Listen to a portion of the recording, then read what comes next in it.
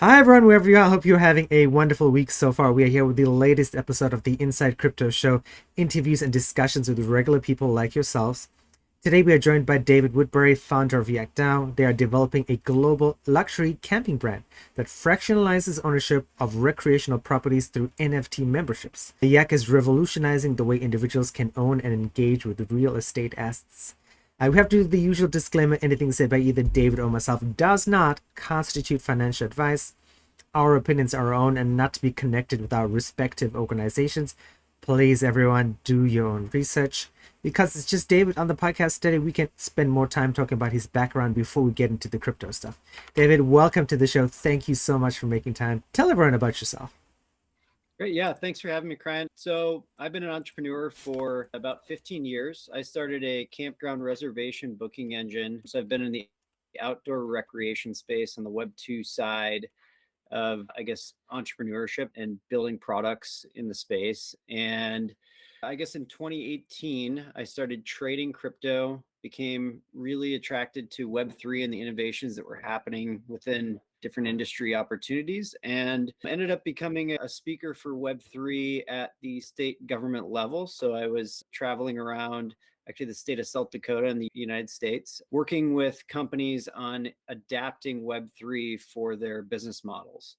And I had run about 6 different presentations with that and realized I had a pretty interesting model myself with Camp Native, our booking engine, where we could apply some Web3 application to it. And that's where really Yak Dao came from. So yeah, that's the background and where the idea has come from. Nice. What made you get into the sort of outdoor space? Were you always like an outdoor person, or was this just something that just came upon you? Yeah, I've always been an outdoors, just real passionate about spending time outdoors. My career is focused on lots of high energy and interpersonal communications, and to unplug from that, I've always recognized that the outdoors is, I call it my church. I get out there and relax and re-energize myself to be ready for the business world. And being able to combine both efforts has just been a passion of mine. Nice. I totally agree. One of the things I wanted to ask David is I always ask this to guests, is like, what was that first crypto memory of yours, like that sort of pushed you into it? People on this show know for me, it was just reading something about making money on Ethereum with mining, and that's how I got into crypto. What was that first memory? Was it Bitcoin pizza or whatever it was? What was that thing that sort of said, okay, I've got to try this out?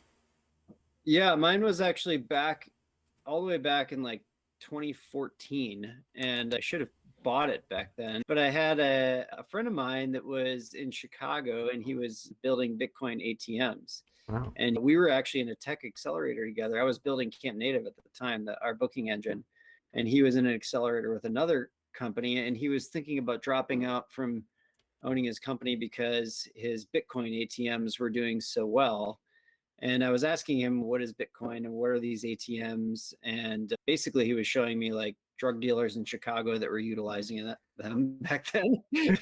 But he was making a lot of money doing it. And it was really interesting to me that there was this, like, back then, like an underground, that was my first influence with it. I would say it was like almost like an underground product. Yeah. And then fast forward to becoming a little more mainstream and seeing, really, I would say, like, when I really got the bug was 2020 when COVID hit, and I saw the amount of fiat printed by the banks and by governments, and there was no controls on that. And I thought, okay, now there's a real use case for crypto and for our product. So let's skip right ahead and go into the crypto questions. One of the things people always like, oh, you can just read it off the company website, but I think there's no better person to explain what Yak Dao is than the founder themselves. So tell our audience, what is Yak Dao besides some of the beautiful art I'm displaying on the YouTube video today? Is you've got some really cool art on your website and I love it. But tell everyone, what is Yak Dao about? Yeah, so Yak Dao is a global luxury camping brand. And so what we're doing is we're acquiring amazing outdoors spaces, so land, and we're developing glamping experiences. Think of a high-end hotel experience, a Marriott hotel or something like that, but you're in nature. And these domes that we're developing have kind of a glass structure, so you've got high-end furnishings and this luxury experience, but you can look out at the landscapes and they're in really amazing spaces as far as the outdoors experiences that you can engage in. That's the whole goal with the project, is really to get people into nature, into these spaces. And we're doing it through fractional ownership of NFT memberships. One of the things that I recognize just in building and owning a camp booking engine is that it costs millions of dollars to acquire and develop these properties. So the average person probably will never own a piece of one of these resorts.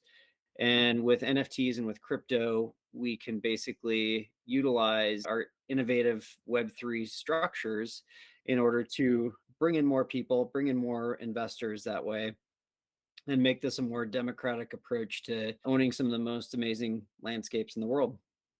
Nice. I've got a bunch of questions about that.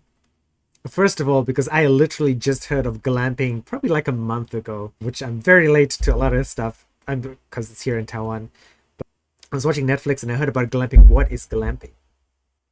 Yeah, glamping is just a combination of the word glamorous and camping. It's just luxury camping is basically the best way to describe it. So exactly what I said, where you have the luxuries of a hotel room, but you're in nature and you're in a camping sort of experience, but with a bathroom and some places to cook food and extra amenities that you might look for in a hotel. Nice. I like that idea. So, one of the things I wanted to ask is we've seen this in probably the last 6 years or so, is the idea of fig when it comes to gaming, where you crowdfund stuff, Kickstarter, of course. We've seen Start Engine, where you're like, hey, invest in my company, and you can have shares, and this is done through the SEC, I believe, in the States, or like fractionalized shares. I'm not probably not explaining this very well to people. I haven't lived in America in a very long time. But like, why do this through a DAO, through NFTs, and rather than not through more conventional means?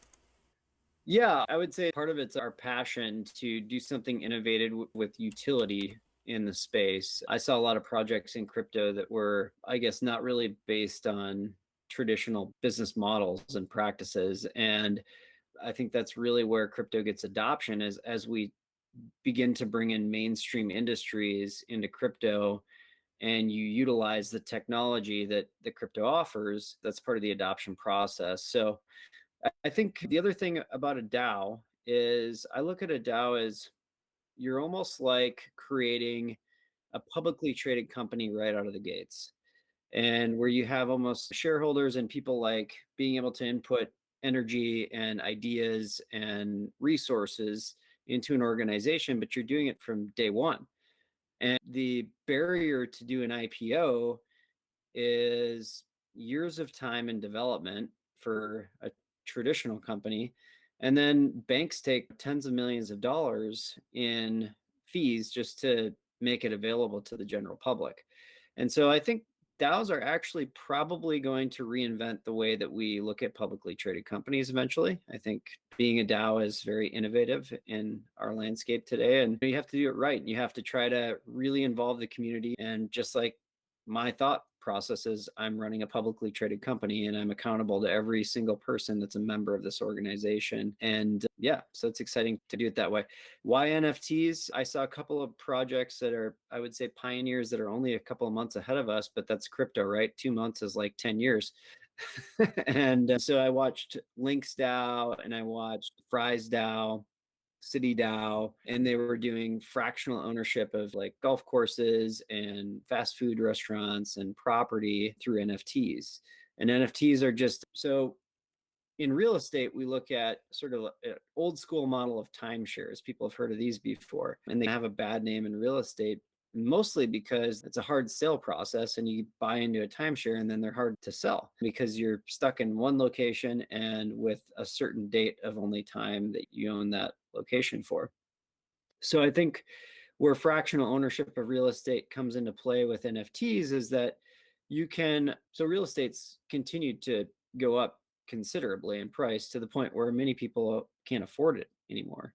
And so fractional ownership is definitely a viable opportunity, I think, for people to own and have access to a little bit of real estate in their portfolio, not having it tied to certain dates, is important, I think, because it provides liquidity based on, and just like in NFTs, we have faster liquidity through exchanges and platforms than if you were to say own a timeshare and try to go sell that somewhere. There's just not the same volume and exchange and interest in the liquidity of that. Yeah, I think that's one of the benefits for NFTs of how it'll be applied to real estate.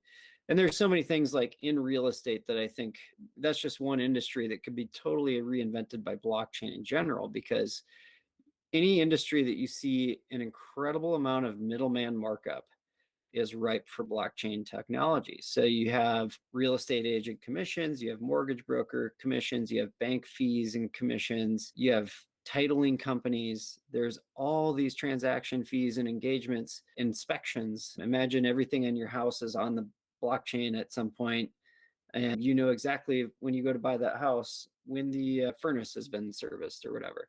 So those are things that I think we're at the very early stages of how blockchain, NFTs, DAOs can impact industries. You said a lot of interesting things that there are so many questions running through my head.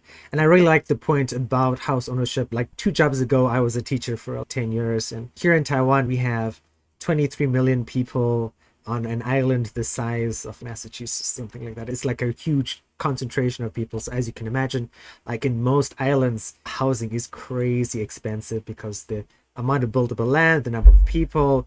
So like even me, I'm turning 40 this year.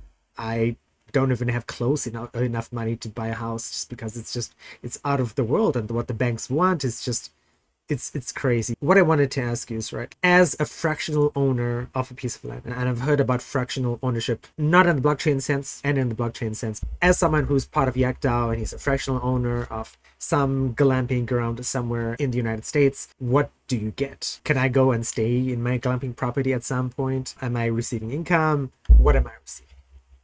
Yeah, so the way we have it structured is we have 3 membership NFT tiers, and these give you access to deal flow, but it also gives you discounts and stays and things of that nature as well. So our top tier is the 𝕰𝕂𝕋𝕗, and the 𝕰𝕂𝕗 is really geared towards, I would say, like a professional real estate investor, somebody that wants to own one of our dome structures outright, maybe multiple dome structures outright. We've found a lot of attention and traction with that so far. We actually pre-sold 7 of the domes already at our first property that we were under contract with. And if you were to buy, so I guess I'll stay with the membership tiers for a second, then I'll go to the next tier, which is like the master NFT, is where you actually own membership to the real estate. But the membership tiers, again, I said the 𝕰𝕂𝕗 is the real estate focused. The 𝕰𝕂𝕗 is really focused on, I would say, digital nomad, somebody that wants to stay in a place for an extended period of time, maybe bounce around to a few different properties, but maybe doesn't have $25,000 or $50,000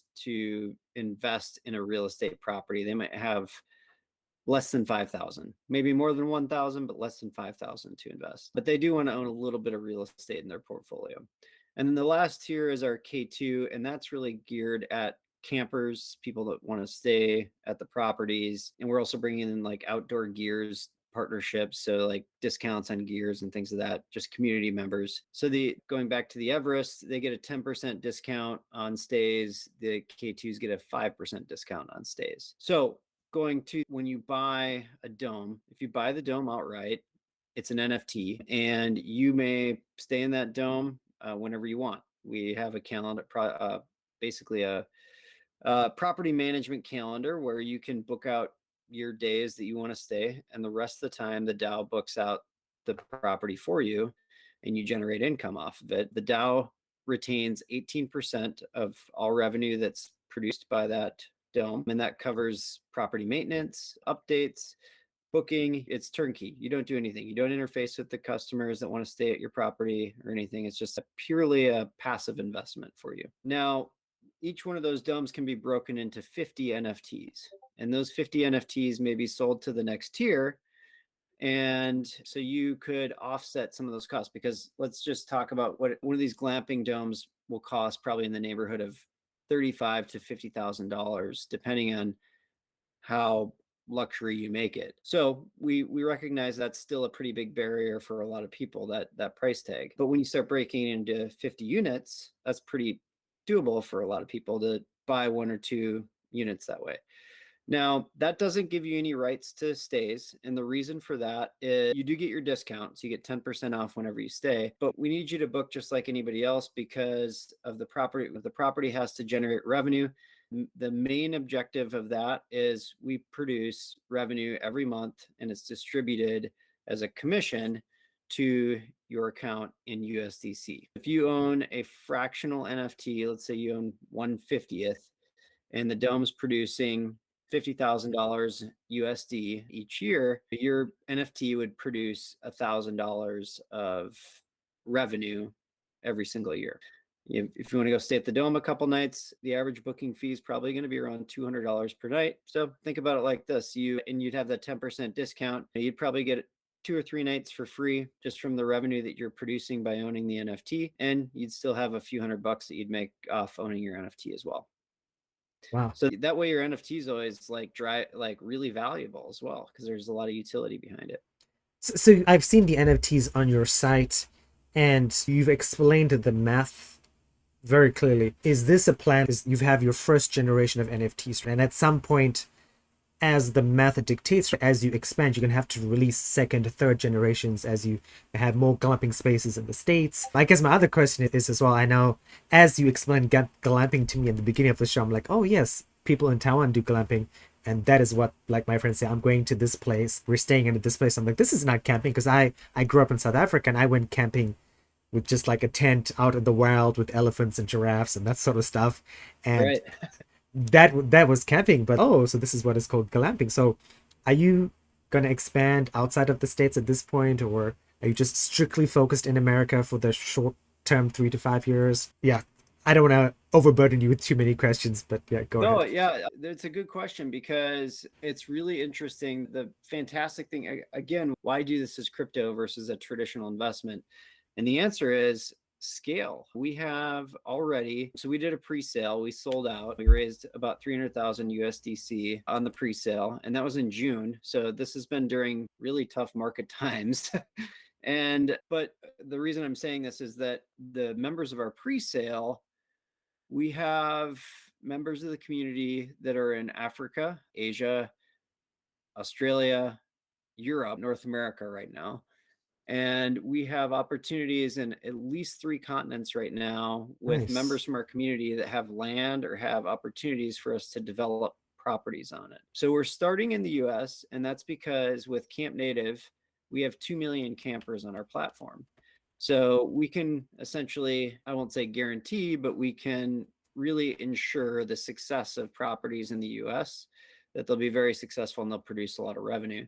And so it's important, I think, as we build a brand to have a couple of properties first and foremost, and we get the blueprint down of how to develop the property and where the bathhouse goes and where do we do a pool and do we do these amenities and things of that nature. And then what are the right booking fees? And, so there's a lot of things to work out, like logistically.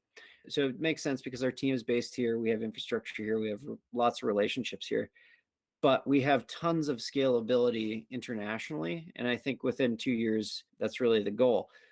Now, you asked about like funding and where we go. We're never going to expand past our 10,000 unit NFT collection. We're only releasing 30% of that collection right now. On September 8th is our mint. And then we'll do a couple of additional releases probably within the next 6 months. And those will be around additional properties that we're looking at developing.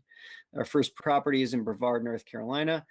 How we scale this is we're working with a organization called Ferrum Network. So one of the things I did first and foremost was I wrote a white paper, submitted it to 4 NFT launch pads, and a week later I had offers from all 4. So I figured we're onto something here. This is interesting to the market. And so we ended up choosing Ferrum Network to work with, and mostly because their specialty is in taking a concept like this and then tokenizing it. And so in the future, like by Q1 next year, we're going to have a token launch as well with some staking and DeFi protocol involved with it, tokens where you can use to actually buy stays and things of that nature. And then we're a real estate backed platform. When you talk about total locked value, there's something interesting here because there's actually like land behind it. So we're working on all that right now. I can't talk too in depth to the details there, But I'll tell you, that's the scalability plan is on the token side. That's some cool things. And I was going to ask you about the NFTs launch stuff because I'd seen it on the platform. I'd read about it on the Medium. I also watched a bunch of your videos. Since I just mentioned the videos, one of the things that I wanted to ask, we've had a lot of founders on the show. We're getting close to episode 100, actually, pretty close. Like David, you are the founder, like you're the face of Yak Dao and stuff. Like, as you scale and as you go up, are you going to be doing these videos on YouTube like you've been doing, like the vertical oriented cell phone videos? Are you still going to be as accessible? Is that the plan, or are you slowly going to fade into the background and just focus more on the business end of stuff?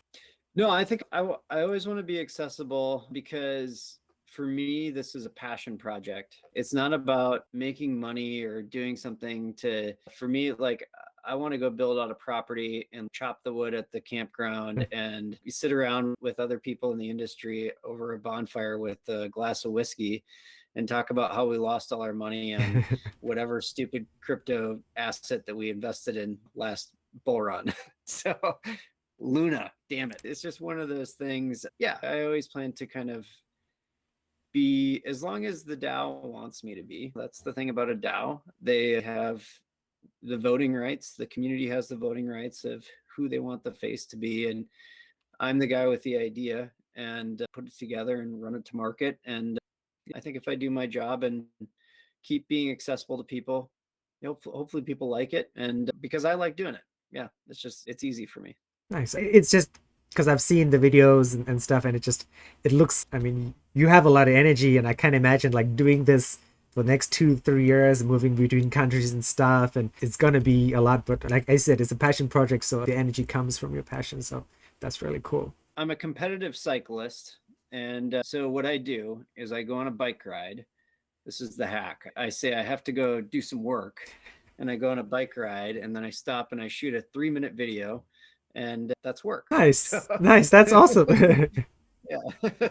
That's literally what I'm gonna do. Probably 2 hours after I finish, we record this podcast, I'm gonna go out for a bike ride as well. Nice. Good for you. Nice. Yeah, I just finished one 2 hours ago. I was a mountain bike ride up here in Michigan right now. Oh God, I was a road cyclist. I only recently restarted after 20 years or so. In my teens, restarted like 2 years ago. I'm happy to be back, but I've always wanted to try mountain biking. It just never got down to it. It's all about accessibility. If you have accessibility to it, then it works. Otherwise, yeah, road's a good practice. I've actually become quite a gravel racer recently. Oh, So in the nice. U.S., we have a big gravel road scene. And so I did a 100-mile race just this last Saturday. So I'm still a bit sore from that. But Dave, one of the things I wanted to ask was because I work for a crypto company, of course, we're based in New York and Zurich, and the legal structure when it comes to crypto in the States is like an ever-changing landscape with the SEC, securities, the CFTC, local regulations as well. Like, how is Yak Dao structured? What is the legalese involved, to put it yeah. into clear perspective? Okay, so we're structured as a DAO LLC, which is the way that most DAOs that are holding assets have to be structured currently, which basically means that the LLC owns the assets and the DAO structure is basically your crypto side of the market. And then what you do is you create an agreement between the two. So in this instance, it's like a 99-year access agreement to the land from the DAO to the LLC. And that's just because that's the way that you have to do it, because otherwise it's considered a security through the SEC. My take on like where this goes in the future is I think DAOs will become much more popular. I think we're at the very infancy stages of what DAOs can do and how they're exploring it. It feels 2017 and we're talking about exchanges right now. And I think we see an explosion of DAOs on the next bull cycle in the next couple of years.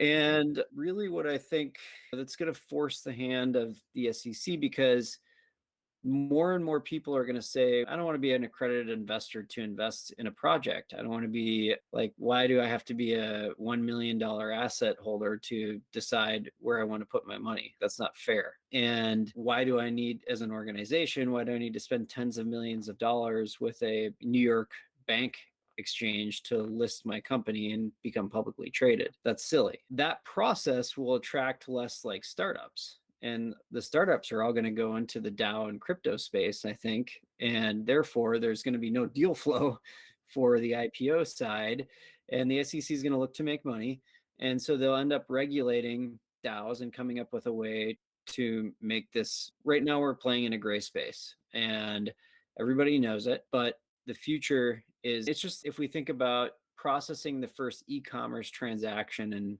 the mid 90s, that was a gray area that you could take money on the internet. And fast forward 15 years later, and we could hardly imagine, like, their traditional retail's dying because there's so much adoption and there's regulation and everything around processing money online. This is the same thing, in my opinion. We're reinventing the stock market. We're reinventing the way that people can build companies. We're reinventing the way people can invest.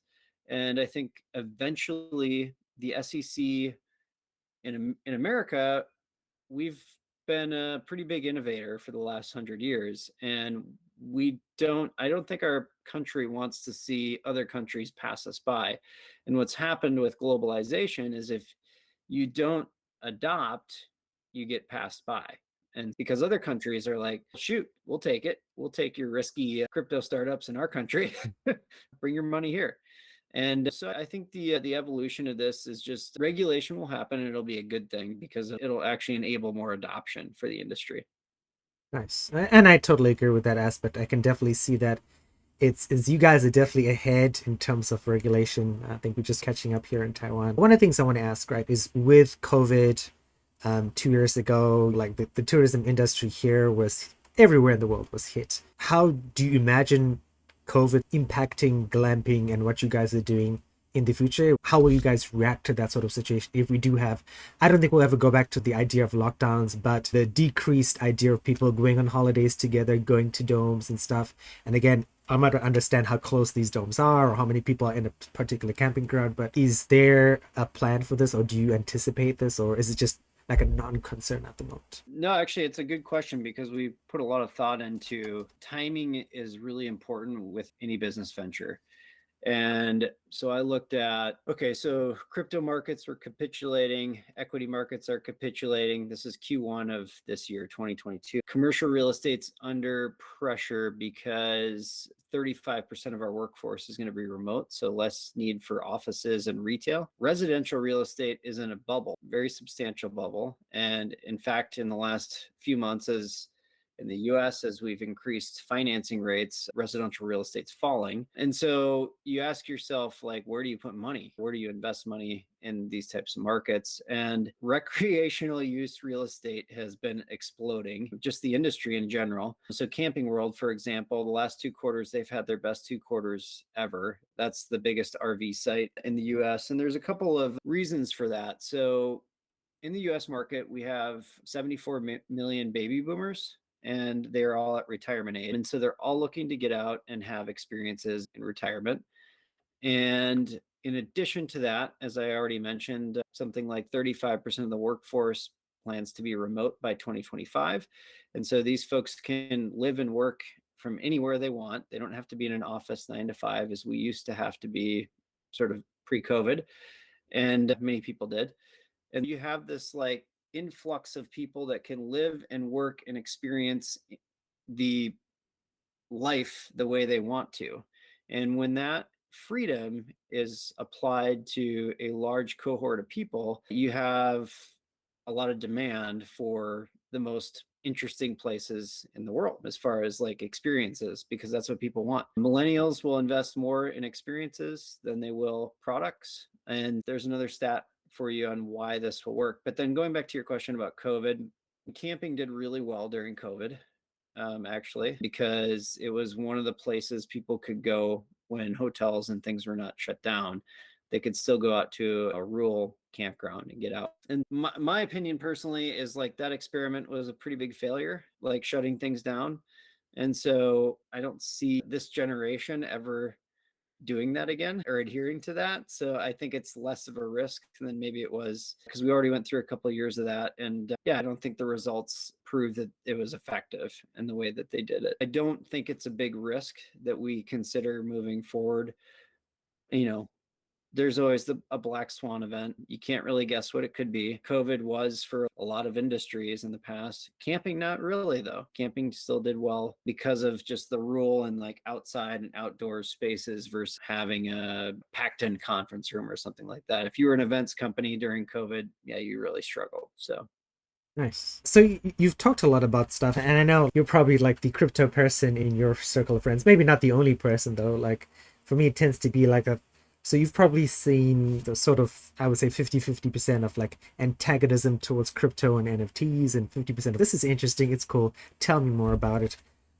What's the perception in your circle amongst people who've hitched this idea to? How do people feel about it? Are people like, okay, I didn't like NFTs, crypto before, but now I'm interested. I like what you're doing, David, because this gives me a chance to have ownership of something. What's the feeling, generally speaking, in the last 1 year or so as you've been talking about this? yeah, this idea is only, so I just started working on it back in April of this year. So it's pretty new, but I would say like the feedback in general is it's different. I have a lot of people in my community just being in business that have resources, and they're like, why wouldn't you just raise a traditional round of funding and go build 10 glamping resorts like tomorrow? This is a good idea. And the answer is because I want to do something like innovative, and I want to do something community driven, and I'm passionate about this space. I'm not passionate about making a lot of money. I think that making a lot of money is a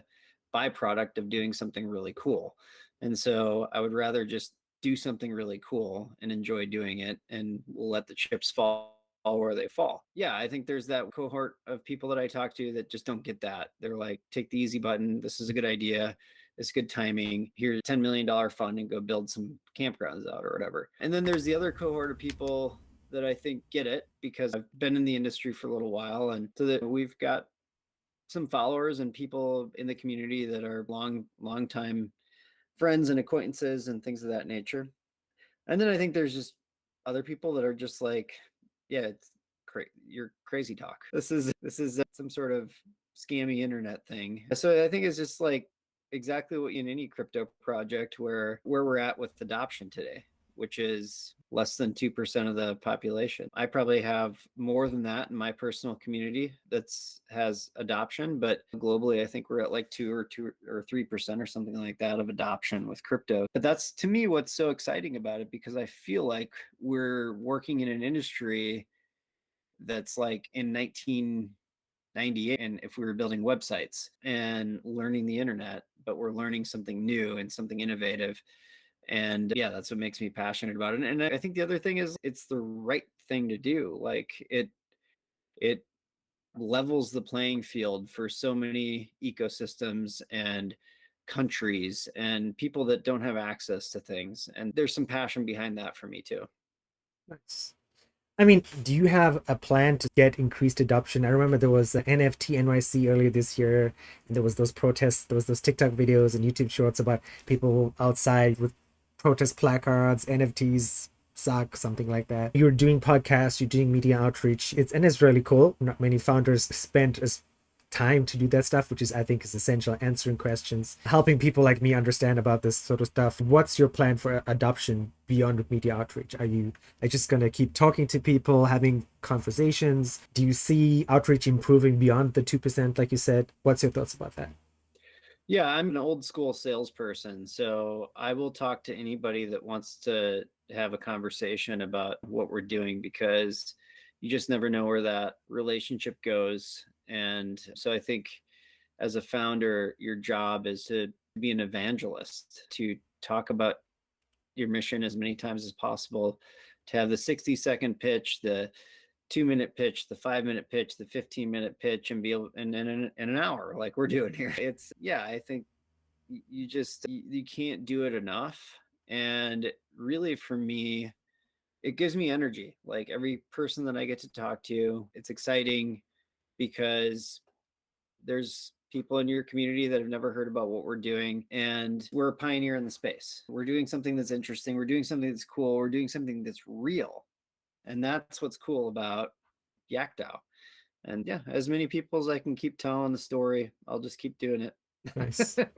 Staying up late at night. I drink a couple IPAs. Yeah, we're having a good time. David, so we're getting towards the end of today's show. I don't want to keep you too late. I'm sure you've got some last few things before you go to bed. I always like to give people who come on the show a chance to talk about, you've talked about Q1 next year, launching your own token and stuff. That's really cool. Is there anything else you want to talk about coming next year with 3 months until 2023? And then final thoughts for tonight, anything you want to share or plug or mention before we end up today's show? Yeah, so if you want to find more information about our project, our website is yak.camp. And I wrote the white paper. It's a pretty good white paper, if I don't say so myself. It's very detailed. And so please take a look at that before you make any investments. Always read a white paper and see what the project's all about. But we also have executive summary and the YouTube videos, as you've taken a look at, Cryan. And there's a lot of resources. They're pretty much all linked on yak.camp. As I mentioned, we have September 8th is our mint date. We're doing 30% of our 10,000 collection that we're going to release to the public. And then September 21st is our close date on our first property, which is pretty incredible because, yeah, we'll be, I think, one of the first DAOs that is actually owning land. That's going to be, I think, there's only one or two other ones. So we'll be in at least the first five, I believe, in the world that owns land as an asset. So that's a pretty interesting opportunity, I think, an amazing date. So September 21st for that. And then after that, we're going to continue. We're going to develop out that property basically through the end of the year. We hope to open Yak Brevard, North Carolina, in Q1 next year. We're doing the token launch around Q1. We'll also have a token pre-sale. I'll mention on the mint, we're actually doing something with the token there too. If you purchase a Yak NFT membership within 72 hours of our mint date, we're whitelisting everybody for the token. And anybody that purchases the NFT, we're doing 2% of the token supply is going to be airdropped to those members that purchase the NFT on between the 8th and the 11th. So that's a unique opportunity for early investors and believers in our project. And then we hope to get a second property up in, I would say, early Q, like probably Q2 2023. We'd purchase a second property. And then from there, it just depends on like the funding within the DAO, like how well the token sale does, how well the NFT sales do. And then we create a plan of scale. We're meeting with really heavy investors in just recreational property acquisition. So traditional investors, they like what we're doing. They the $300 million hedge fund in the U.S. where they buy RV parks. And so we're meeting with them actually, not this weekend, but next weekend down at our Brevard property. And they want to help us plan scalability, like to get to 15 properties within the next couple of years. And there's ideas of crowdsourcing, or I would say like members from our community that have land. If they want to list for an opportunity to build domes on their land, they could do that. So we could build properties without the barrier of acquiring land. So there's a lot of things that we can do. On Discord, I'll mention, this is the last piece, is really where we have engagement with the members of the DAO. So if you want to submit property ideas or comment on the art, so we do have actually some pretty amazing art that's been completed, a 10,000 unit collection. So it's not just a membership card, you are actually getting a piece of art with this unique piece of art. And yeah, there's a lot of engagement that happens there right now as far as voting on the properties, voting on amenities, like, hey, do we want to put a water slide in? Do we want to do a hot tub or do bathrooms in the dome, or should we just do a bathhouse? All those things happen on the Discord channel. So yeah, I think that kind of summarizes the next steps.